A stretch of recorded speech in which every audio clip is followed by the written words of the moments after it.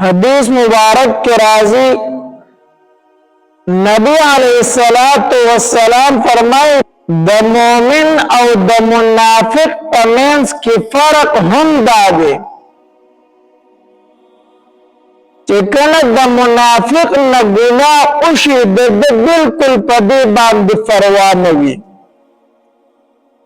دا داسی وی لکه د پپوز مچ کې ناسته او د پاسه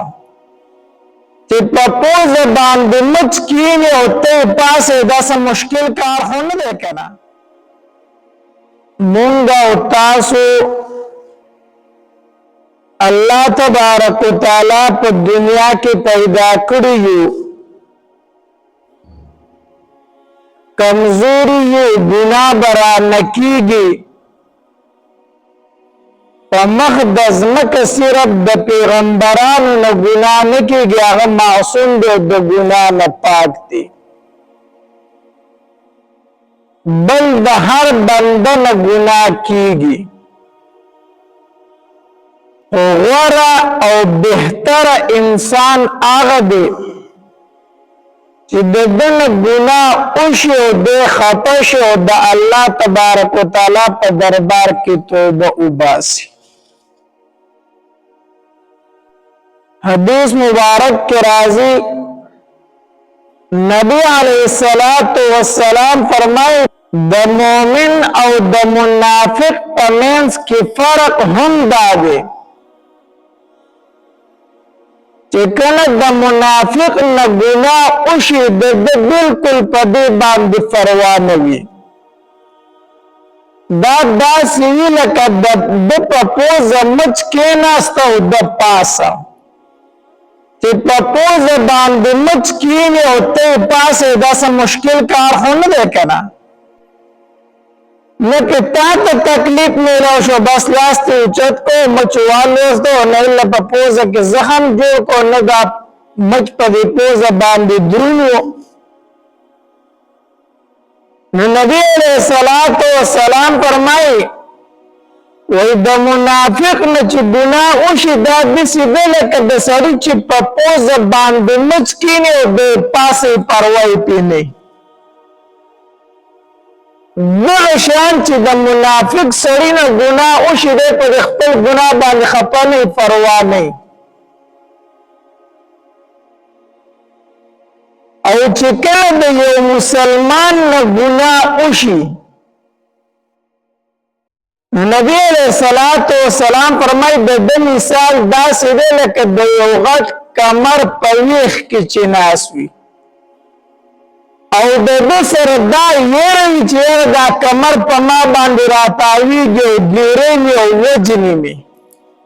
دا یېره ورسره هر ټایم هسې نه چې په ما دا کمر چېرته راتاو نه شي مخکې مثال د مسلمان دی چې د ده نه ګناه وشي دی به خفه دی به وایي هسې نه چې چېرته په دې ګناه کې مړ نه شمه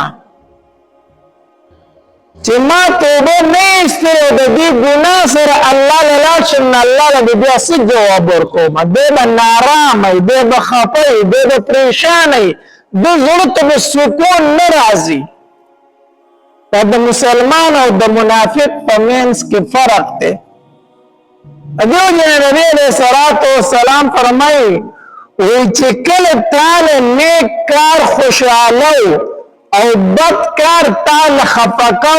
نو فانت مؤمن پس پوه شو چې ته مؤمن یې نیکي درنه وشوله زړه ته سکون راغی خوشحالي راغله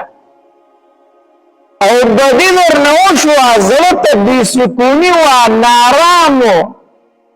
چین نه و سکون نه و نو پوه شه چې ته څه مؤمن یې نو ګناه خو به کېږي د هر بنده نه خو بهتر انسان هغه دی چې ګناه ترې وشي او د الله په دربار کې توبه وباسي او د الله تبارک وتعالی د خپل بنده په توبه باندې ډېر زیات خوشحالیږي ځکه چې کله دی وایي الله ما معاف کړه الله ګناه رانه وشو زه پرې خفه یم الله ما معاف کړه الله پرې ډېر خوشحالیږي وجه دا ده چې خود ځان عاجز وګڼو کمزور وګڼو الله زورور وګڼو الله قادر وګڼو چې الله زه کمزور یم او ستا خلاف ورزي مې وکړه ته مې خفه کړې الله ما نه اوس رضا شه یو خدا چې د خپل عاجزي وکړه دویم دا چې د الله اوچت وګڼو الله قادر وګڼو او دریم دا دی چې د خبره وکړه د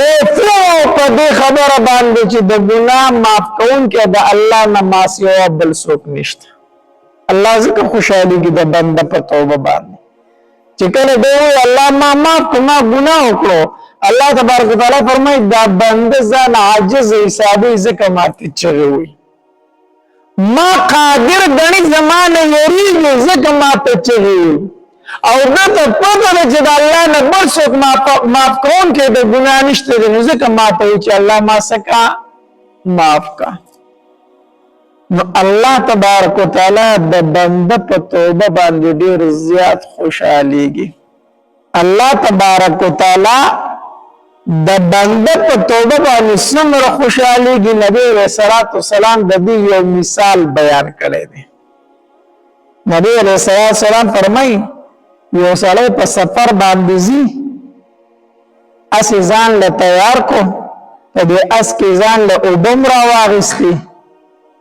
خوراک هم راواغستو هر څه ځان سره په اس باندې بار کړو او روان شو په سفر باندې روان دی زی زی زی تر دې چې په یو لوی ځنګل ورغی په ځنګل کې سفر کو د ستړی شو چې ستړی شو دوی یاره دلته به لږه دمه وکړم په دې ځنګل کې او چې کله دمه شم بیا به خپل سفر مخکې جاري کړم ځم به نو ده ځان خواته اس ودرو او د یوې بوټي د لاندې سملاسته اوده شو چې اوده شو نو راپاسې سترګې وغړېدې نو څه ګوري چې اس یې نشته اس یې تللی دی په اس پسې ګرځي ستړی شو خو اس یې ونه موندو ناامید شو خفه شو چې اس خو نشته دی حتی در دې پورې چې راغی د بوټي د لاندې سملاستو یاره که چېرته خوب راله راغی په دې خوب کې مړ شوم نوم ښه ده ځکه اوبه نشته خوراک نشته په دې ځنګل نه وتل هم څه اسان کار نه دی چې د دې نه وځم نو مړ به یم نو سورلۍ ورسره نشته اس خو رانه لاړو دارنګې د خوراک کلک سامان هم زه سره وړو خو دلته به پروت یم نو چې کله مرګ راغی د لږې تندې نه دې مړ به شم د ونې د لاندې پروت دی خوب ونه راغی اوده شو چې څنګه ناڅاپه سترګې وغړېدې که نه نو اسې خواته ولاړو اس راغلی او په خوا کې ولاړ دی او په اس باندې اوبه هم دی د خوراک سامان هم دی څنګه چې اس ته ورک شوی او اخ که شانتې واپس راغلی دی په خوا کې ولاړ دی دی د ډېرې خوشحالۍ نه وایي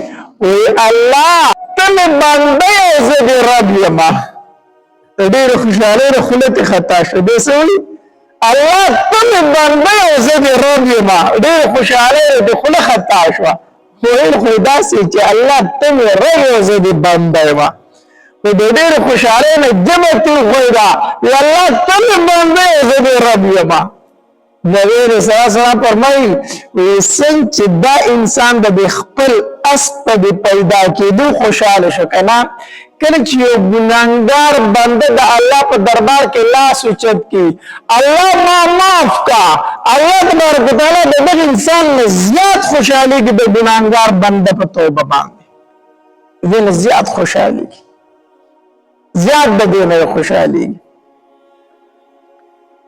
نو ګناه خو به کېږي د بنده نه عاجز دی کمزور دی ګناه به کېږي غوره انسان هغه دی چې توبه وباسي مونږ هو اول توبه وباسو نو چې توبه وباسو نو هغه په الله پسې پښموزي بعضی خلک توبه وباسي نه او چې توبه وباسي نه ما په الله تبارک وتعالى پسې پښموزي ټوکی کولی مسخري کولی الله تعالی توبه ده توبه توبه توبه بیا بنکم د خلکو په مخ کې توبه وباسي او چې بیا ورته مکمل شنو بیا ګناه کوي بیا ګناه کوي دا په الله پر مسخره کول ښه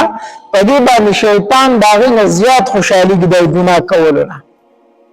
ځکه شیطان یو په ګناه کو او دین داسې توبه وست چې هغه په الله پر ټوکی کول دي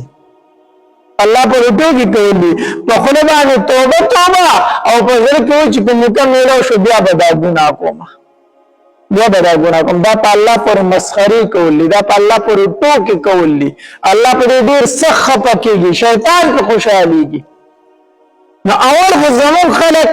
توبه وباسینا او چې توبه واسي هم د خلکو د دکلاري د پاره خلکو ته خودنی بار د زړه د اخلاص توبه نو وباسي